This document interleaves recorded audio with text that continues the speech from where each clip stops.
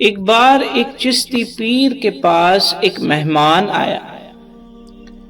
یہ مہمان قرآن کے بارے میں اپنے علم کا مظاہرہ کرنا چاہتا تھا اور چشتی پیر کو مناظرے میں زیر کرنے کا بھی ارادہ رکھتا تھا۔ تو جب وہ داخل ہوا تو چشتی پیر نے پہل کی اور حضرت یوسف علیہ السلام اور ان کے خوابوں کا تذکرہ قرآن کے مطابق کیا۔ اس کے بعد وہ اچانک اس مہمان کی طرف متوجہ ہوتے ہیں اور وہ متوجہ ہوئے اور اس سے پوچھا کہ کیا وہ اسے ان کے ایک خواب کے بارے میں بتا سکتے ہیں تاکہ وہ مہمان اس کی تعبیر بتائے۔ تو چشتی پیر نے حضرت نے اس مہمان سے پوچھا، اس کی طرف متوجہ ہو کر کے کہ کیا وہ اسے اجازت دیتے ہیں کہ کیا وہ اسے ایک خواب کے بارے میں ان کے کسی خواب کے بارے میں بتا سکتے ہیں تاکہ وہ مہمان اس کی تعبیر بتا سکے۔ تو مہمان کی طرف سے اجازت ملنے کے بعد چشتی پیر نے بتایا کہ انہوں نے ایک خواب دیکھا جس میں وہ دونوں بھی موجود تھے، یعنی چشتی پیر اور وہ مہمان، یہ دونوں بھی اس خواب میں جو حضرت نے دیکھا تھا اس میں یہ دونوں بھی موجود تھے۔ اس کے بعد چشتی پیر نے ترتیب سے خواب کا واقعہ بیان کرتے ہوئے آگے بڑھے اور کہنے لگے، میں نے آپ کے ہاتھ کو شہد کے برتن میں ڈوبا ہوا دیکھا جبکہ میرا ہاتھ بیت الخلا یعنی لیٹرین میں ڈوبا ہوا تھا۔ تو خواب کیا بیان کر رہے ہیں آپ؟ اس کی ترتیب کیا بیان کر رہے ہیں کہ مہمان اور حضرت یہ دونوں بھی وہ خواب میں تھے۔ تو حضرت کیا بیان کرتے ہیں کہ میں نے ایسا دیکھا کہ آپ کا ہاتھ شہد کے برتن میں ڈوبا ہوا تھا، یعنی مہمان کا ہاتھ شہد کے برتن میں ڈوبا ہوا تھا اور حضرت کا ہاتھ، میرا ہاتھ یعنی حضرت کا ہاتھ، یہ لیٹرین میں گندگی میں غلاظت میں ڈوبا ہوا تھا۔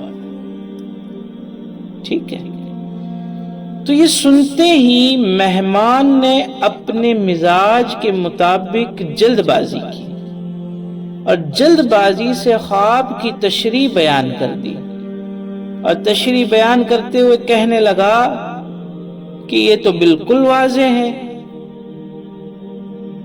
تم غلط کاموں میں مبتلا ہو، غلط کاموں میں ڈوبے ہوئے ہو، جبکہ میں ایک صالح یعنی صحیح زندگی گزار رہا ہوں۔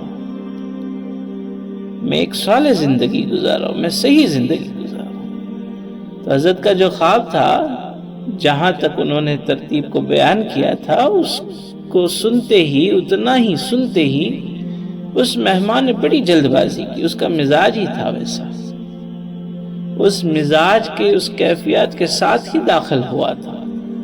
وہ اچھے نیک ارادے سے نہیں داخل ہوا، وہ ایسے ہی ارادے کے ساتھ داخل ہوا تھا کہ وہ حضرت کو زیر کر دے کسی مناظرے میں۔ تو اس نے اتنا ہی خواب سنتے ہوئے اس نے کیا کیا کہ اس کی تشریح بیان کر دی، جلد بازی کی بیان کرنے میں۔ کہنے لگا یہ تو بہت صاف ہے کہ اس کا مطلب آپ جو ہے وہ غلط کاموں میں مبتلا ہے، آپ کی زندگی صحیح زندگی نہیں ہے۔ کیوں؟ کیونکہ حضرت نے کیا بتایا کہ میرا ہاتھ لیٹرین میں ڈوبا ہوا تھا اور آپ کا یعنی مہمان کا ہاتھ جو ہے وہ شہد کے برتن میں ڈوبا ہوا ہے۔ تو کہتا ہے آپ غلط زندگی گزار رہے ہیں اور میں صالح یعنی صحیح زندگی گزار رہا ہوں۔ تو حضرت نے پھر چشتی پیر نے کہا، لیکن میرا خواب ابھی پورا نہیں ہوا، خواب میں مزید بھی ہے۔ حضرت کہنے لگے ٹھیک ہے، لیکن میرا خواب ابھی پورا نہیں ہوا، خواب میں مزید بھی ہے۔ تو مہمان نے انہیں جاری رکھنے کو کہا۔ تو چشتی پیر یہ کہہ کر آگے بڑھتے ہیں اور آگے بڑھ کر کہتے ہیں اب غور سے سنیے، یہ خواب مکمل ہونے جا رہا ہے۔ تو آپ نے کیا کہا؟ آپ آگے بڑھ کر کے کہے کہ تم میرا ہاتھ چاٹ رہے تھے اور میں تمہارا ہاتھ چاٹ رہا تھا۔ اللہ اکبر، اللہ اکبر۔ تو اس بات سے ہمیں یہ صاف طور پر واضح ہوتا ہے کہ کسی بھی قسم کا تکبر، جلد بازی اور اپنے آپ کی حیثیت و حقیقت کے بارے میں غلط فہمی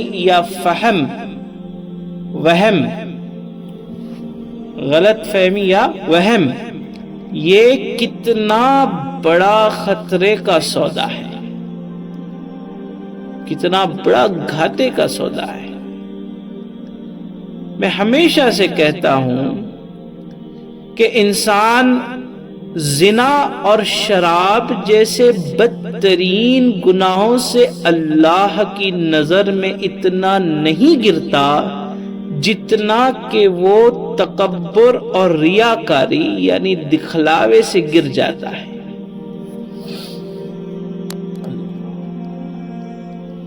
تکبر یہ خالص اللہ ہی کی صفت ہے، اللہ ہی ہے المتکبر۔ عاجزی، انکساری اور ندامت یہ انسان کی صفت ہے۔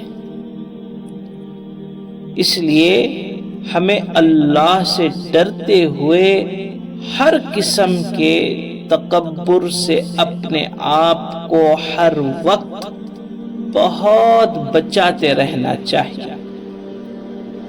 تکبر یہ کبیرہ گناہ ہے